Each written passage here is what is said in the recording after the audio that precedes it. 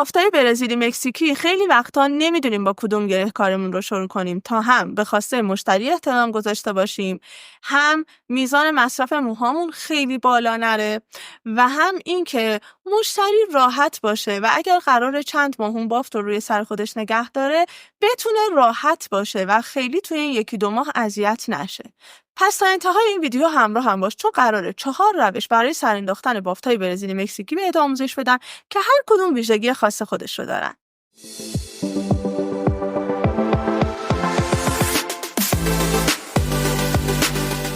همونطوری که بهتون گفتم قراره این 4 روش برای سر انداختن بافتای برزیلی مکزیکی رو به طور کامل بهتون توضیح بدم. اما این وسط یه نکته خیلی مهم رو باید در نظر بگیرید. این که هر کدوم از این روش ها مناسب یه سری از افراد و یا یک سری از بافت هاست. یه سری از این سر انداختن ها مناسب بافت های برزیلیه، یک سریش مناسب بافت های مکزیکیه. پس حتما به این نکته توجه داشته باش. راستی تا انتهای ویدیو رو از دست نده چون آخرین گره هیدن با چرخش 360 درجه است که جدیدترین تکنیکه و خیلی ها دنبالشن. پس اگر دوست داری اون تکنیک رو یاد بگیری حتما تا انتهای ویدیو رو ببین. خب قبل از اینکه بریم این 4 روش رو بهت آموزش بدم یه چند تا نکته تکمیلی بهت بگم. ما توی بافت‌های برزیلی و مکزیکی حتما از موهای تمام پوش استفاده می‌کنیم. به هیچ وجه این بافت‌ها رو با موهای نیم پوش انجام ندید. نکته دوم این که ترجیحاً توی این بافت‌ها از مواد استفاده نکنید و سعی کنید فقط با اسپری آب موها رو نمدار کنید.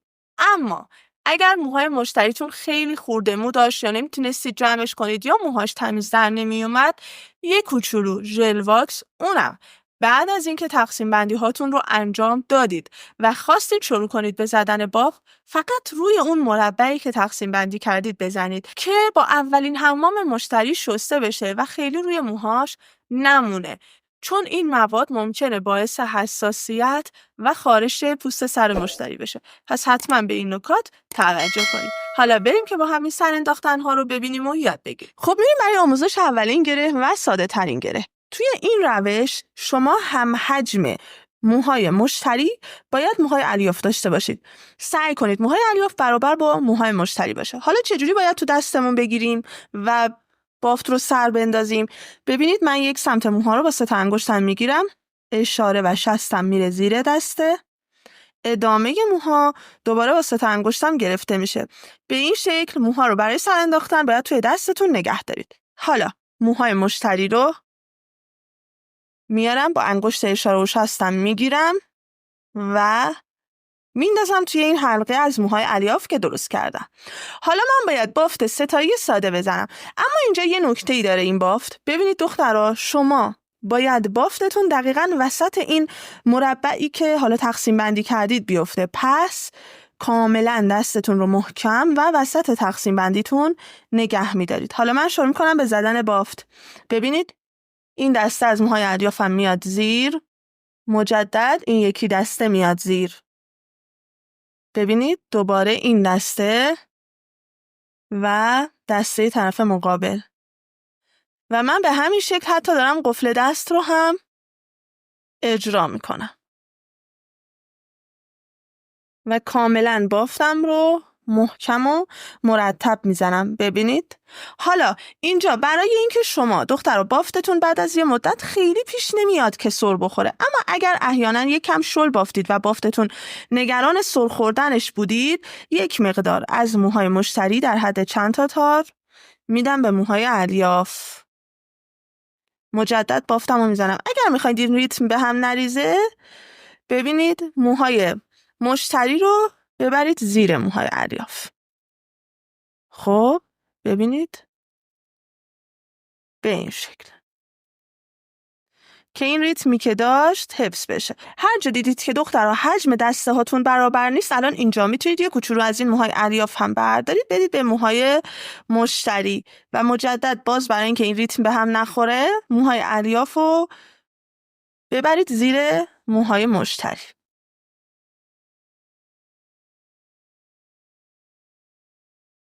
به این شکل. پس این میشه ساده ترین روش سر انداختن بافت برزیلی یا مکزیکی. اگر بخوام از مزایای این روش سرانداختن بهتون بگم اینه که چرخش خوبی داره و شما خیلی راحت بدون اینکه مشتریتون اذیت بشه میتونید بافتش رو توی جهت‌های مختلف بچرخونید و به نوعی اون چرخش 360 درجه رو داره.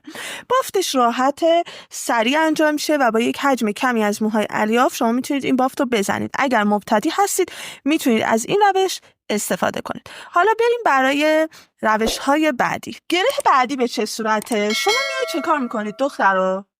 میایید توی این روش تقریبا هم حجم موهای مشتری یک مقدار بیشتر موهای الیاف آماده میکنید و این موهای الیاف رو حدوداً من میگم 6 تا، حالا شما میتونید 5 تا یا 6 تا تقسیم مساوی بکنید که من حالا این موها رو میام با حجم‌های کم 6 قسمتش میکنم. ببینید این میشه حجم دسته های من. حالا میخوام شروع کنم به زدن بافت. میام موهای خود مشتری رو دست میکشم، مرتب میکنم و به 3 قسمت مساوی تقسیم میکنم. شروع میکنم به زدن بافت. دسته اول از سمت راست میاد زیر وسطی، انگشت اشاره روی بافت. دسته اول از سمت چپ زیر وسطی. برای اینکه بافتم پایین کشیده نشه دقت کنید که اینجا شما باید مجدد انگشت اشارتون رو محکم روی بافت نگه دارید. این موها رو به بافتم اضافه میکنم. یکی از موها، یک طرف موهام میره با دسته‌ای که داره بافته میشه زیر و یکی به مویی که روی اضافه میشه. دوباره گره همو میزنم طرف مقابل و مجدد کارم تکرار میشه. دومین دسته اضافه میشه. دوباره سومین دسته اضافه میشه. دستتون رو کاملا باید محکم نگه دارید و اون تکنیک های قفل دستی که بهتون قبلا آموزش دادم رو اینجا باید رعایت کنید. ببینید من هر 6 تا دسته رو به همین ترتیب آروم آروم به بافتم اضافه میکنم. حالا حجم همه دسته های من برابره و میتونم حالا از اینجا به بعد اگر دوست داشتم بافتم رو هدایت کنم به سمت فول کاور شدن، یعنی تکنیک دستم رو، قفل دستم رو عوض کنم، سعی کنم دیگه آروم آروم موهای مشتری رو ببرم زیر موهای الیاف. بهتره نگم فول کاور چون دختر این بافت فول کاور نمیشه و فقط میتونم بعد از اینکه حالا یک مقدار موها رو اضافه کردم و دیگه کارم یعنی مو اضافه کردنم تموم شد، کار هیدن کردن رو به نوعی شروع کنم. حالا این روش چه مزایایی داره؟ ببینید دخترها توی این روش چون ما موهای الیاف رو از بالا اضافه نکردیم، پس در نتیجه برای مشتری‌هایی که یک مقدار حساس‌تر هستن و خیلی دوست ندارن که بالای سرشون موهای الیاف زیاد برجسته بشه، میتونید از این روش استفاده کنید که آروم آروم موهای الیاف رو تو بافتشون اضافه کنید. پس نتیجه کارتون میشه به همین جذابی که میتونید پایین کار رو هم هیدن کنید اگر دوست داشتین، اگر هم نه که همون سبک معمولی بافتتون ادامه بدین که حالت لایت بشه، موهای مشتری هم توش مشخص باشه. اما عیبی که داره اینه که همونجوری که میبینید کار از بالا هیدن نیست و شما 100% نمیتونید کار رو کاور کنید. اما خب برای کسایی که دوست ندارن موهای الیاف زیاد تو موهاشون باشه خوبه و اینکه از نظر 360 درجه هم دختران نمیتونید 360 درجه این بافت رو بچرخونید و بیشتر برای کسایی مناسبه که خیلی صاف و ساده موها رو قرار میدن، یعنی بافتای برزیلی مکزیکیشون رو خیلی نمیبندن یا این ور اون ور نمیندازن، کاملا صاف روی موهاشونه. حالا بریم که با روش سوم هم آشنا بشیم. خب میریم سراغ گره سوم یا همون گره هیدن. برای این گره بهتره که شما حجم موهای الیافتون یک مقدار از موهای مشتری بیشتر باشه. من موهای مشتری رو به 2 قسمت مساوی تقسیم میکنم. این روش ساده ترین روش گره هیدنه. حالا روش های دیگه هم هست براش اما این روش فوق العاده راحته. خب میام یک سمت از موهام رو با 3 تا انگشت میگیرم و با انگشت اشاره طرف مقابلم موهام رو به 2 قسمت تقریبا مساوی سعی میکنم تقسیم کنم و حالا چیکار میکنم؟ انگشت اشاره میره زیر بافت، اینجا یه پیچ میدم و بعد با اشاره و شستم و موها رو محکم نگه میدارم و این موی روی هم با انگشت وسطیم از روی شستم رد میشه و با انگشت وسطیم میگیرمش. ببینید به این شکل. و این میشه روش نگه داشتن موها توی گره هیدن. حالا دسته ای که با انگشت اشاره و شستم گرفتم رو میدم به دسته چپ، یا بالعکس، چون من دارم با دست چپ کار میکنم دخترا دارم این کار رو میکنم. شما چون با دست راستید میتونید بدید دست طرف مقابل. خب گره اولم رو میزنم با اون دسته ای که موهای الیاف و موهای مشتری رو گرفتم. بافتم رو محکم نگه میدارم که دقیقاً وسط تقسیم بندیم قرار بگیره. کشش دسته هام رو دارم و یک کوچولو هم میکشم که اگه احیانا شل شده مجدد محکم شه. ببینید 2 تا گره که زدم و یک کوچولو از ریشه فاصله گرفتم، میتونم تکنیک گرفتن دستم رو تغییر بدم تا بتونم راحت تر موهام رو هیدن کنم. ببینید میپیچونم، میبرم زیر. یک کوچولو از این موهای الیاف برمیدارم، میدم به دسته‌ای که حجم کمتری داره.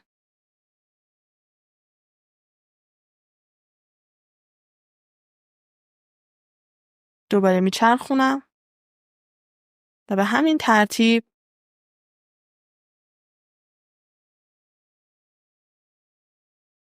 کارم رو ادامه میدم. و همونطوری که میبینید دخترها کارم کاملا هیدنه. فقط یادتون باشه حینی که دارید ادامه بافت رو میزنید هر کجا دیدید که دخترها یکی از دسته ها حجمش از دسته های دیگه بیشتره یه کوچولو جابجایی رو حتما انجام بدید. خب ببینید دخترها، از مزیت این بافت اگر بخوام بهتون بگم یکی همین فول کاور بودنشه که خیلی کارتون رو جذاب میکنه، اما بزرگترین مشکلش اینه که چرخش 360 درجهش خوب نیست و مشتریتون رو اذیت میکنه و این ممکنه باعث نارضایتی خیلی از مشتری ها بشه و اینکه خب به طبع ما یک مقدار حجم موهای الیافمون زیاده برای کاور کردن و خب این هم ممکنه یک مقدار باعث سنگین شدن سر مشتری بشه. به همین دلیل توی بافت‌های برزیلی من خیلی پیشنهاد نمیدم این روش رو انجام بدین و بیشتر مناسب بافت مکزیکیه که تعداد دسته هاتون کمتر باشه. اما اگر تا اینجای ویدیو از این ویدیو خوشتون اومد، خوشحال میشم که همین الان لایک ویدیوی من رو بزنید، در ادامه ویدیو همراه هم باشید چون قراره که بهتون تکنیک هیدن به علاوه بافت 360 درجه رو آموزش بدم. اما میریم سراغ گره سوم که همون گره هیدن با قابلیت چرخش 360 درجه هستش. ببینید دخترها، ما برای هیدن کردن موها گفتیم حجم موهای الیافمون باید یک مقدار از موهای مشتری بیشتر باشه. این اولین قانون. توی آموزش‌های قبلی گفتم اولین گره ما قابلیت چرخش 360 درجه داره، پس ما از اون روش سر انداختن استفاده می‌کنیم. پس به همون شکل موها رو توی دستم نگه می‌دارم، دور موهای مشتری حلقه می‌کنم و اولین گره بافتم رو میزنم. خب من میخوام بافتم هیدن هم بشه، پس میام اینجا یه کوچولو از موهای الیافم در حدی که بتونم اون موی مشتری رو کاور کنم میدم به اون دسته‌ای که داره میره زیر و فقط موهای مشتریه. خب حالا بافتم رو ادامه میدم، با این موهای الیاف سعی میکنم موهای مشتریم رو کاور کنم.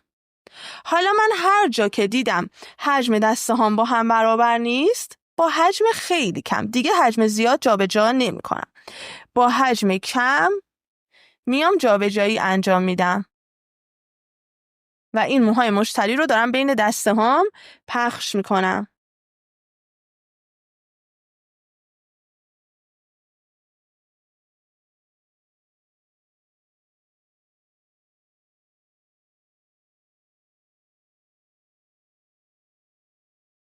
تکنیک دستم رو دوباره تغییر میدم که بتونم راحت تر بافتم رو هیدن کنم. خب همونطوری که میبینید دخترها، بافت من هیدنه به جز این گره اول که به خاطر چرخش 360 درجه ما اون موها رو داریم، ولی کل بافت رو هیدن کردیم و همونطوری که میبینید الان براتون تستش میکنم و بافت ما کاملا چرخش 360 درجه رو داره. اینم از بافت من. همونطوری که میبینید دخترها کامل هیدنش کردم و حالا میخوام برم برای چرخش 360 درجه ببینم میچرخه یا نه. ببینید، یعنی کاملا چرخش رو داره از هر دو طرف و شما در هر جهتی که بخواین میتونید موهاتون رو ببندید. یعنی مشتری شما تو هر جهتی که دوست داشته باشه میتونه موهاش رو قرار بده. و اینم از آموزش آخر. امیدوارم که این سبک از آموزش ها رو دوست داشته باشین. مرسی از اینکه همراه هم بودید توی این ویدیو. حتما توی ویدیوهای دیگه در کنارمون باشید. آموزش ها داره روز به روز تخصصی تر میشه. اگر این سبک از ویدیوها رو میپسندید حتما کانال ما رو سابسکرایب کنید، زنگوله رو هم روشن کنید تا از بقیه آموزش هامون جا نمونید. مرسی از نگاه زیباتون. مرسی از اینکه همراه هم بودید.